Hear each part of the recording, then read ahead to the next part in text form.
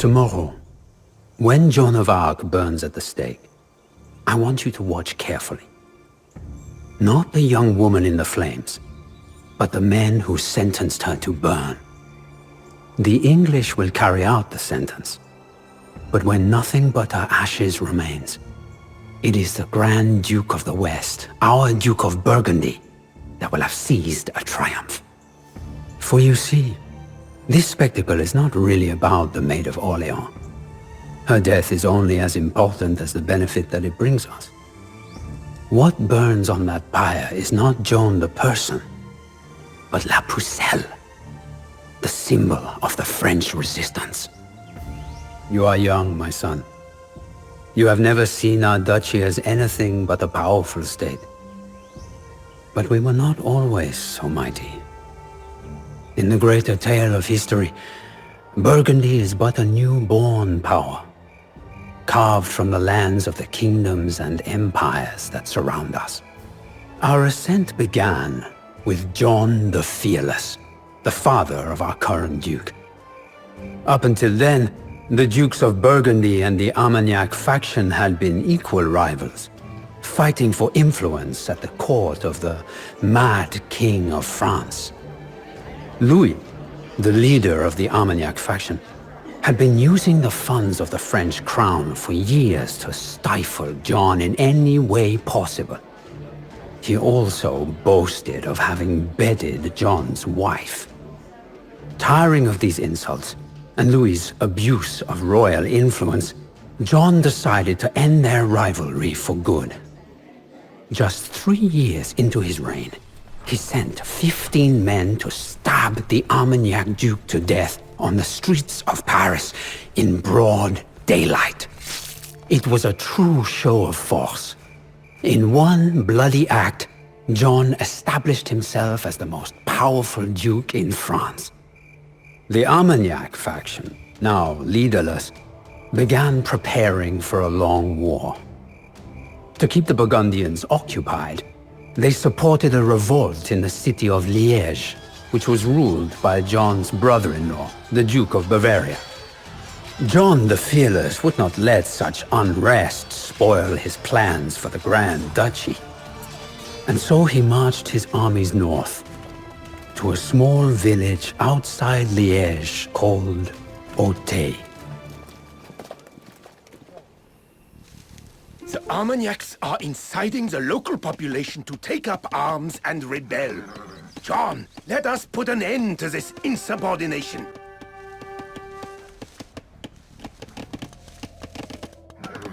It is past time to take back what is mine.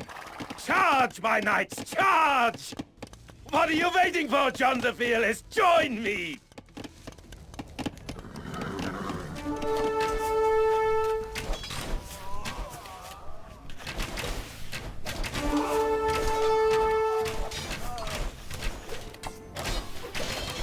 Sire, your nefarious enemies in Paris have renewed the charges against you for freeing France from this insane tyrant. Oh, these bastards. They seem not to take me seriously. I will show them. No more mercy to our enemies! Spare no one!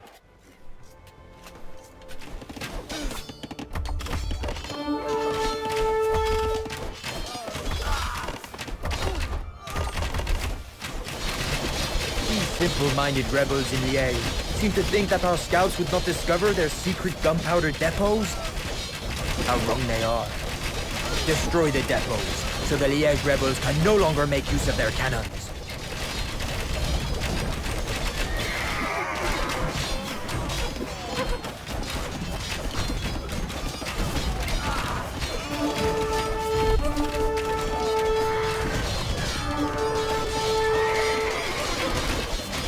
Both gunpowder depots are in ruins, sire. Without their cannons, the rebels will be an easier target.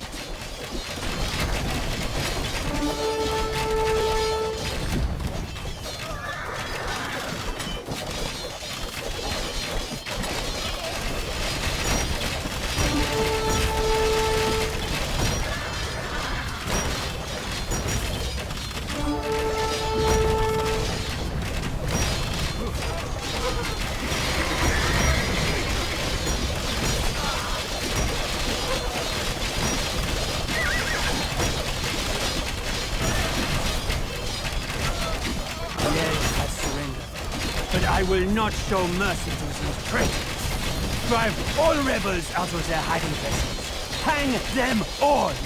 Wipe out their entire families while you are at it!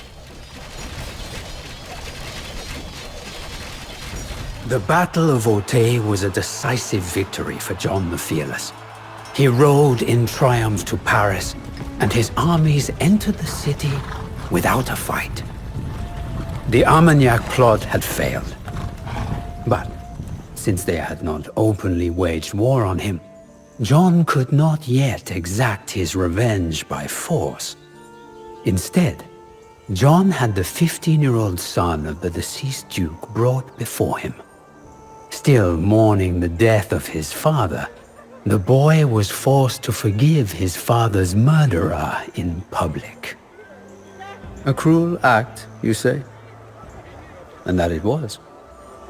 But remember, my son, that cruelty was not John's goal, only a means to an end.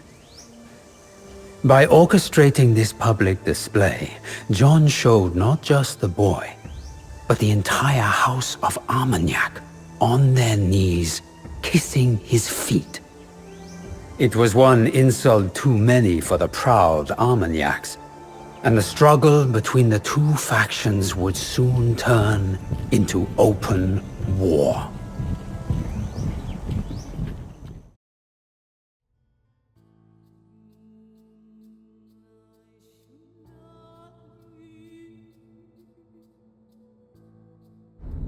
John the Fearless was now the most powerful man in France. But his rivals, the House of Armagnac, had not been idle. Now led by the fearsome Count Bernard, they built an alliance against John that included the Dukes of Orléans and Bourbon and the Count of Alençon. Bernard sent bands of ravaging mercenaries into the lands controlled by John to draw him out. For John, this was the last straw. He marched his army out of Paris to face the burgeoning alliance. And so France fell headlong into a war that would last for decades. The Armagnacs hire bloodthirsty southern rabble to lay waste to our beloved country. We will hunt down the écorcheurs, one by one.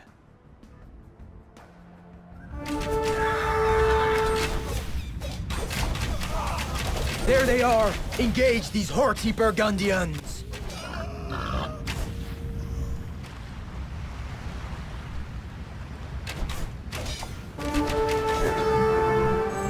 The mercenary scum is ousted. Quickly, clear the debris and build a camp. Bernard and his vile companions will attack soon. We need to be prepared when the battle begins.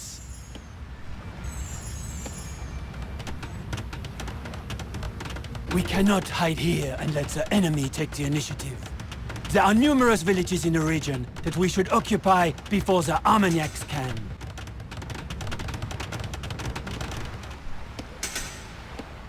We have captured a village! Its inhabitants will gather resources for us now. You Burgundians are a rich people, they say. And it is known that you're always looking for capable soldiers.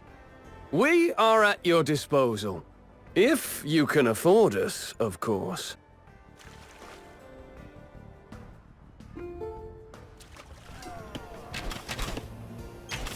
You killed my father, and somehow evaded justice for this heinous crime. But my day has come.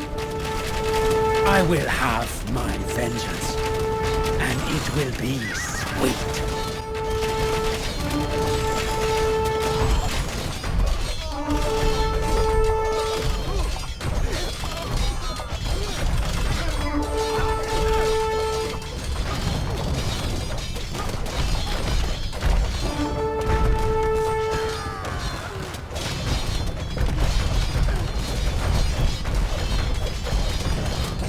This war is cruel, and many of my men have already paid with their lives. I am afraid that we will need more money if you want us to continue risking our necks for you. We will meet again, John. France will never be yours. The Armagnac alliance was broken. For now. But even as he was victorious on one front, John faced a serious setback in Paris. A revolt by the Butchers' Guild, which was loyal to Burgundy, had spiraled out of control, and the Burgundians and their loyalists were expelled from the city. John retreated to his domains in Burgundy to regroup, but he would not be able to rest easily. Across the sea, an old foe of the French had been lying in wait, anticipating the right moment to strike. For Henry V, the King of England, that moment had now come.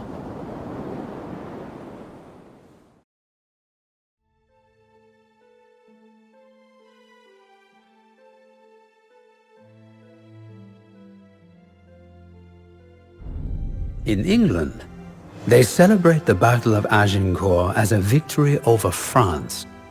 In truth, it was a victory only over the Armagnacs. The Burgundians stayed out of the fight, and John eagerly watched as the English king did his work for him, decimating the Armagnac alliance. Still, the English invasion of France had swiftly turned in Henry's favor. With the road to Paris now open, he marched his armies towards the French capital. Sensing his time to strike, John the Fearless rallied his armies. He would race the English to Paris and seize it from the Armagnacs before Henry could arrive. Do not let up, men! We have to seize the gate! We will help you, Burgundians. The Armagnac's reign of terror must be brought to an end. The gate is ours, but there is no time to rest. We must conquer Paris before the English arrive and take what is rightfully mine.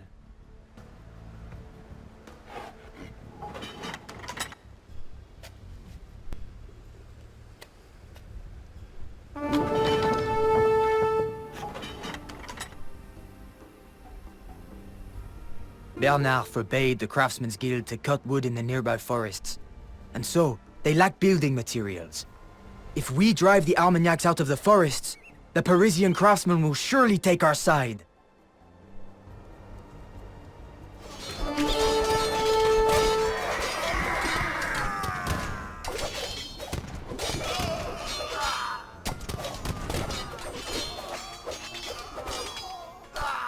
The Armagnacs no longer occupy the forest.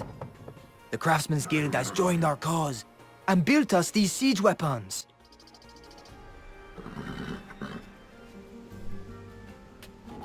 Our enemies block the river, bringing all trade to a standstill.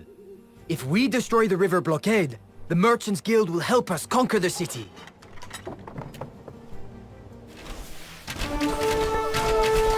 Barbaric Armagnac soldiers took advantage of the general confusion. They stole the most precious artifacts from the university here in Paris. We should return these great pieces of French heritage. 35 minutes until the English arrive. We must hurry.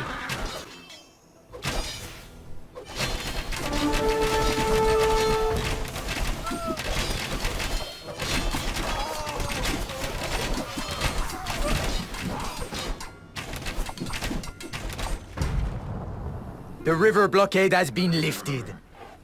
The merchants will repair one of the destroyed bridges to help us cross to the other side of the Seine.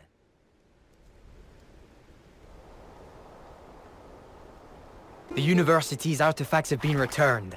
As a sign of their gratitude, the scholars have shared their knowledge with us.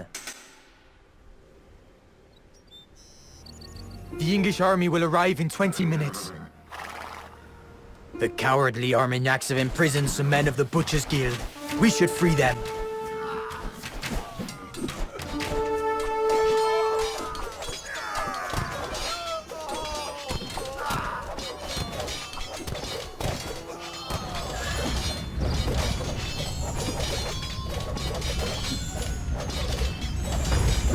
We are free! Come Come, brothers! Let us join the Burgundians and liberate Paris from the Armagnacs. Cut them all down! Tantalus! How did the Burgundian dogs manage to get so close to the palace?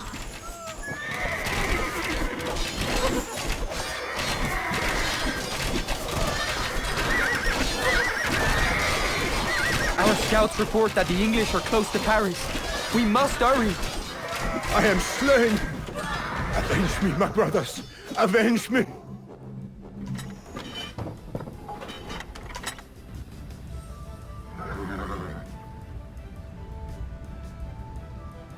What is this? Have the Burgundian daredevils beaten us to Paris? Damn you, John the Fearless! Paris was now in Burgundian hands, but in seizing the city, John had made an enemy of the English king. Not wanting to fight both the Armagnacs and the English at the same time, he moved to make peace with his French rivals. The heir to the French throne, the Dauphin, agreed to meet with him on a bridge near Montereau. John and the Dauphin each arrived with 10 of their trusted men, and John knelt before the Dauphin as a show of respect. But as he rose, 2 men of the Dauphin's retinue, who were Armagnac loyalists, sprung into action and charged John with axes raised. It was a trap. Before the meeting could even begin, John the Fearless was struck down and killed, while the Dauphin only watched, unperturbed. It was a fitting end for the man whose career had started with just such an assassination. The Burgundians were outraged. There would be no peace between the French factions, and Henry V would go on to win many more battles against his fractured enemies. But while this marks the end of the story of John the Fearless, the tale of Burgundy is not yet over.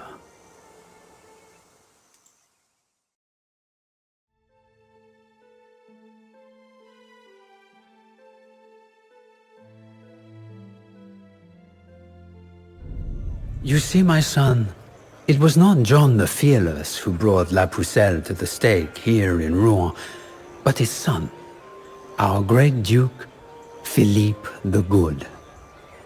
Until this point, he had been ruling the Burgundian Low Countries in his family's name, presiding over an economic and cultural golden age in this corner of Europe. Outraged by the murder of his father, he quickly formed an alliance with the English to avenge the death of John the Fearless. But his war against the Armagnacs would have to wait. The Duke of Bavaria, who had fought with John at the Battle of Auteuil many years before, once more called for help from the Burgundians. This time it was not against an Armagnac revolt, but against his own niece. Jacqueline of Hainaut was not a woman content with obeying orders. For a short time, she had been the queen-to-be of all of France. But when her husband died, she was quickly relegated to her Dutch holdings. With her claim to the Low Countries contested by the Burgundians, she fled across the English Channel, where she married the Lord Protector of England. Together, they now returned to claim the lands that she had lost to the Duke of Bavaria. Philippe, seeing his northern realms under attack by an English renegade, rode north to push them back into the sea. Your father once fought side by side with me, Philippe. Let us renew this old alliance and avenge the murder of John. First my husband and my uncle tried to tell me what to do, and now you, Philippe? Has your mother not raised you to have any manners? I am an old man without an heir. It is said that you are not only an ambitious, prudent ruler, but also a wealthy man. If you are willing to pay, I will bequeath you my county. I know that it would be in good hands with you, Philippe.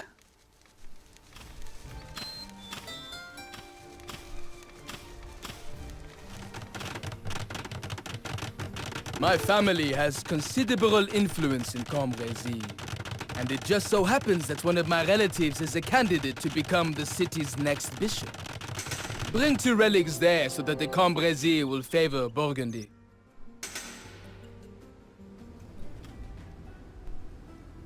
My forces are ready for combat, Philippe. Onwards to glory! I owe you my gratitude, cousin. Rest assured, I will see that the Cambrésis ties find their way to your coffers.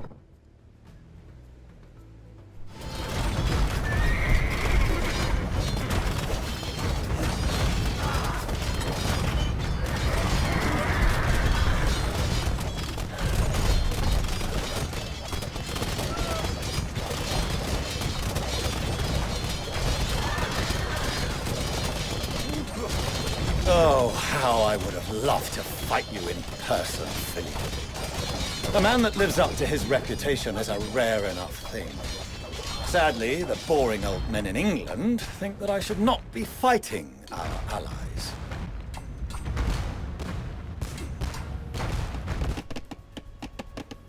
Philippe, the burghers are asking for a church, but the city treasures have been spent on the war. Can you give the townsmen what they demand?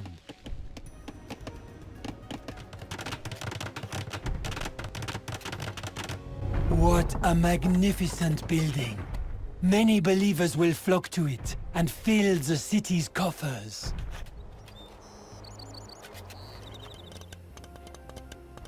Whatever you do, Philippe, do not treat me as one of your brittle courtesans. I have spent my whole life hunting and watching intrigues unfold at court. I am no ordinary countess. Jacqueline, you are as cunning and sly as a true Burgundian. If I had not known better, I would have sworn you to be my sister.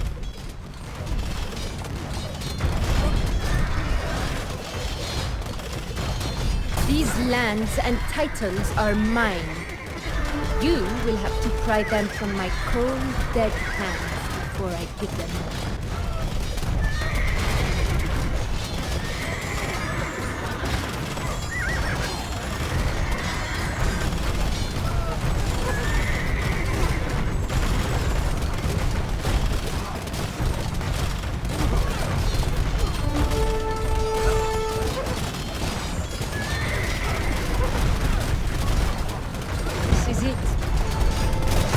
Nowhere else to go.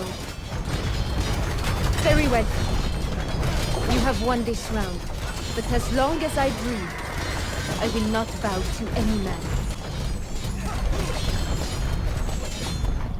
Hainaut is ours, and the English have fled. The lands are mine, and Humphrey and his Englishmen are back on their way to England. Take Jacqueline to Ghent, where she can no longer do any harm. Philippe treated his beaten foe with respect. While Jacqueline was a Burgundian only by marriage, her plot, while failed, had been in true Burgundian fashion. Even so, Jacqueline found her imprisonment in Ghent intolerable. Not long after her capture, her uncle, the Duke of Bavaria, was found dead, murdered by poison. It is unclear if Jacqueline was behind this. Some have even speculated that Philippe himself ordered the assassination. But do not let anyone hear you say that, my son. Regardless, Jacqueline used the ensuing chaos to escape her house arrest. Dressed in men's clothing, she fled to Holland, forcing Philippe to keep his attention in the north.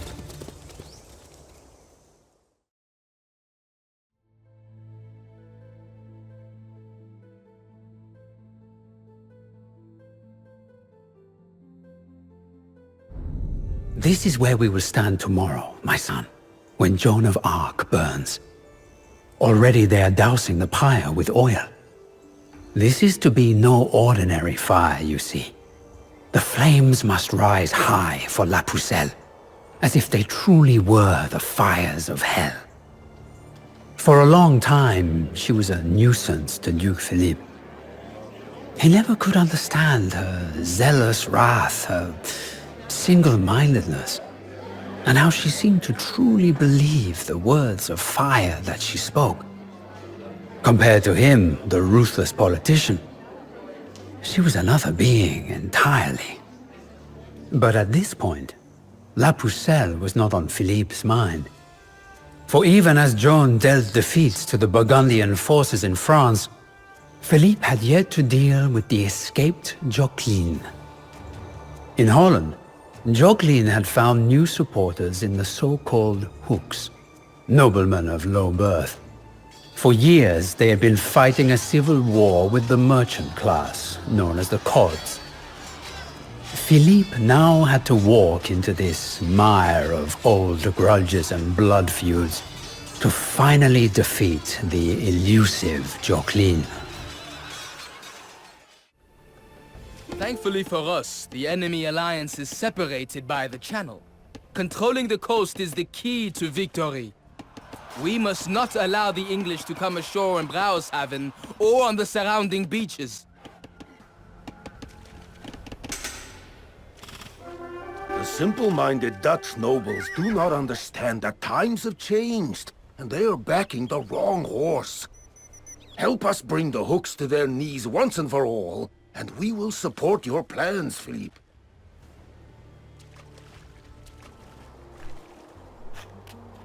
Philippe, do you have an ear for the worries of poor villagers? The Hooks block the bay, preventing us from fishing. Rid us of these fiends and we will reward you.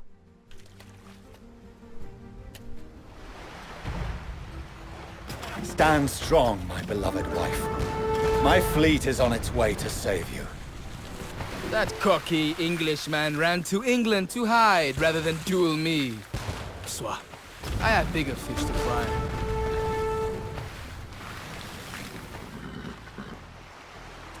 You are a generous Duke, Philippe. Thanks to you, we can go fishing again. As a token of our gratitude, we will share our catch with you from now on to support your army.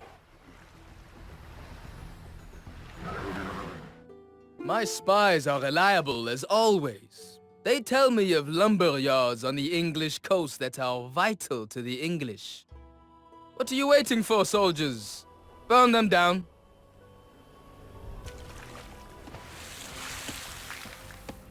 You really thought that you could hold me prisoner, Philippe? I told you I would not give up this easily.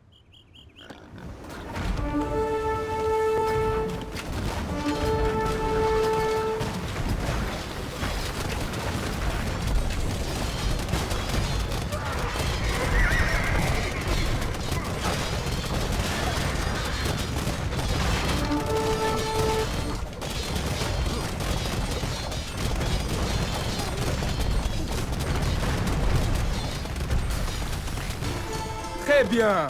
The English lumber yards lie in ashes. Without regular wood supplies, Humphrey will struggle to build enough ships to threaten us.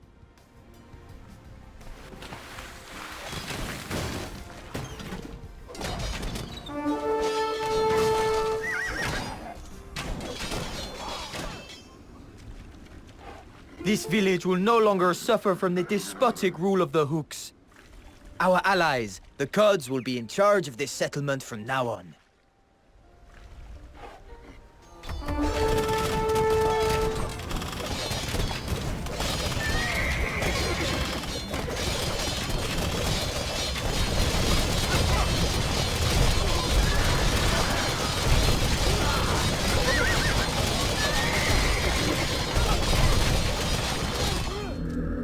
Rotterdam has fallen into our hands.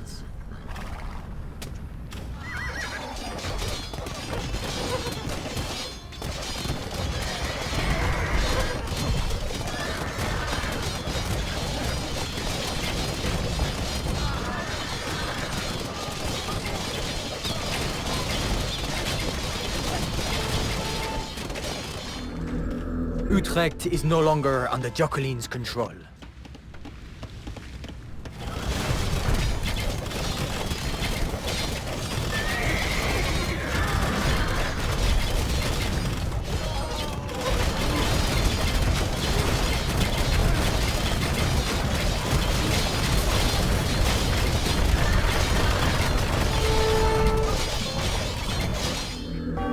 We have liberated Leiden.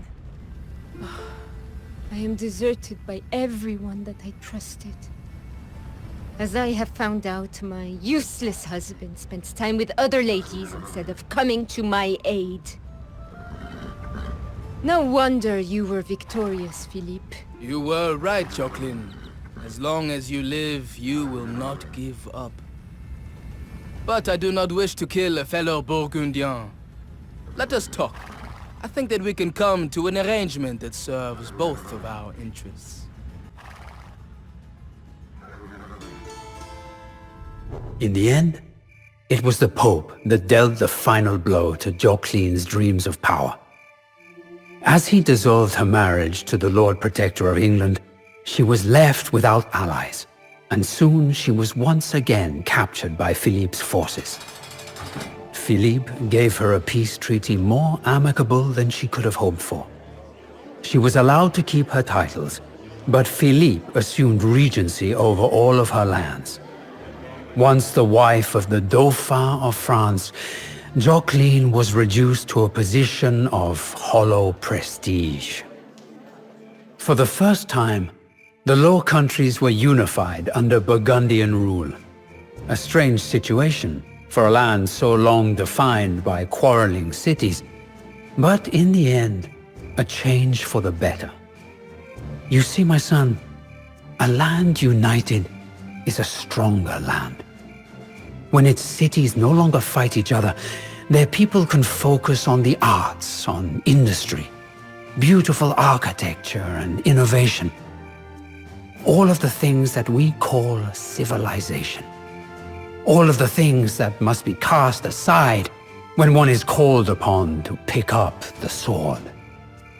As for Philippe, with his northern realms secured, he could finally turn his attention to France and to Joan of Arc, the Maid of Orleans.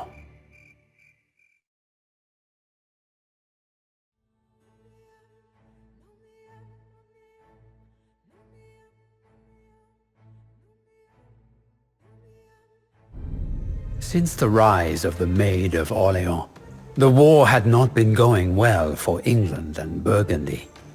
In a matter of days, Joan had crushed the combined English and Burgundian forces at Orleans. And now, for a year, she had campaigned with the Armagnac army, bringing it victory after victory. Only recently had she suffered a setback, as her forces failed to take Paris from the English. She was not a warrior. At just 19 years of age, she carried nothing but a banner into battle. Yet her tactics and her fiery speeches, that seemed to be the very word of God, had made her the Armagnac's greatest weapon. Philippe resolved to put an end to her for good. His forces were laying siege to Compiègne when word reached him that Joan and her loyal followers had snuck into the city to aid the defenders. This would be the day that the Maid of Orleans fell. Onwards, men! The town of Choisy lies ahead. Let us conquer this place and turn it into a siege camp before marching on Compiègne.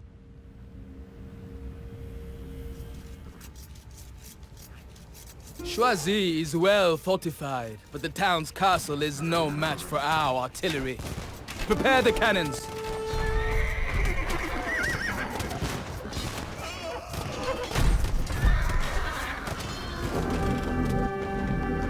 The town is ours!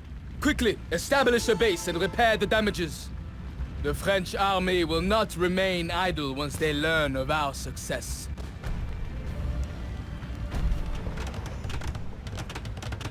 Our outpost in Marny has been attacked by French soldiers for days. We should not allow our enemies to wipe out this base.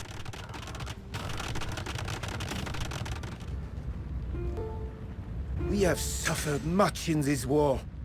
And now, Joan of Arc is demanding that we deploy even more soldiers to support her desperate campaigns. But we long for peace. Help us rebuild our city and we will stay out of the battle.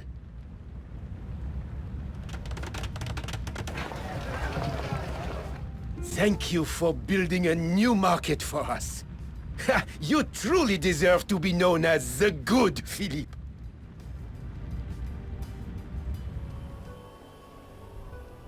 There are people in our city who know the French military plans. For an adequate price, they are willing to share their knowledge with you. As agreed, our spies will provide you with the French plans. From now on, you can track the activities of your enemies.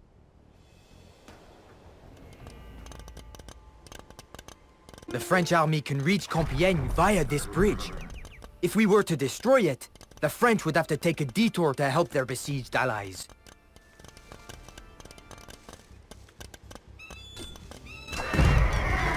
The bridge south of Compiègne is being destroyed. This will significantly restrict the French army's movement.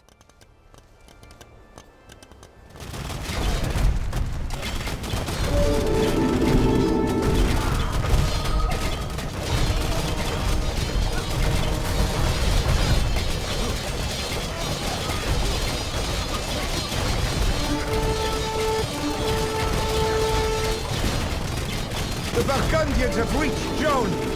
Defend the maid with your lives!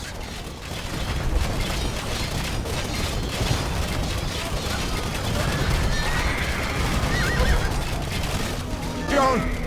Oh no! La Pucelle has fallen into the hands of the insidious Burgundians! This is the dark day for France. It was late at night when the soldiers brought Joan to Philippe. Calmly, he instructed all of us advisors to leave his tent. As soon as they were alone, La Pucelle began berating the Duke to his face. The Dauphin, she said, was chosen by God to be the savior of France, and he, Duke Philippe, was a traitor to his country. She was a zealot, as I have told you, my son. For her, the world was black and white. The goals of the Burgundian Duke were as incomprehensible to her as her righteous fire was to Philippe. I could see them through a slit in the tent door. The Duke could barely hide his disgust for this peasant girl who talked down to him as if he were a mere commoner. Yet, he retained his composure. When she was finished, he let a long silence fall on the room. At last, he spoke in a low voice. If the Dauphin is indeed your beloved savior, Joan, where was he at Paris? Where is he now? He did not allow her time to answer. The moment that I heard of your capture, I dispatched 2 emissaries, one to the English and one to your Dauphin, each with the same proposal. 10,000 ducats in return for La Pucelle.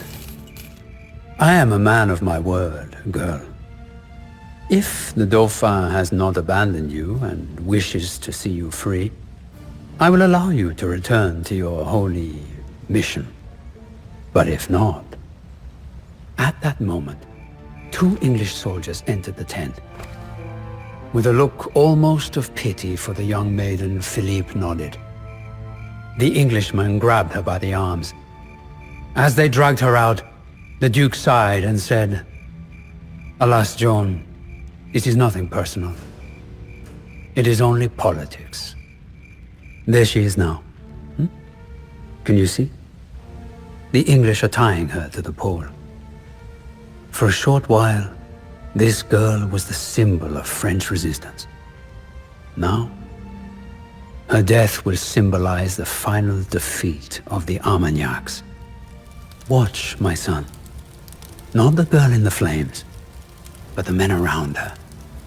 The clerics, the inquisitors, the nobles of England and Burgundy. The men who decide the fate of nations. For them, for us, this is not the burning of a heretic, nor the downfall of a hero. It is, like all things, a means to an end.